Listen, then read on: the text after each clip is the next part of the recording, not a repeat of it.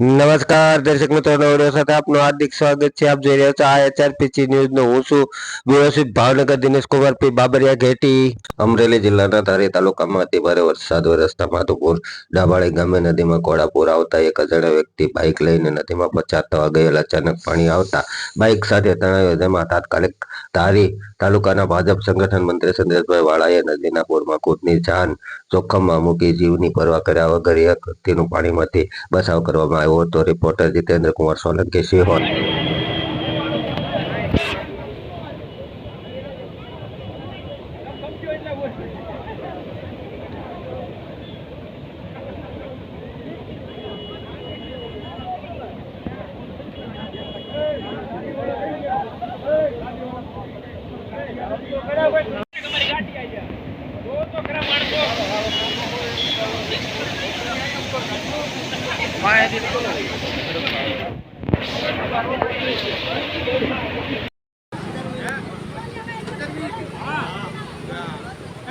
તમે સાઈડમાં લઈ જાઓ સાઈડમાં ત્યાં નથી ગાડી આમ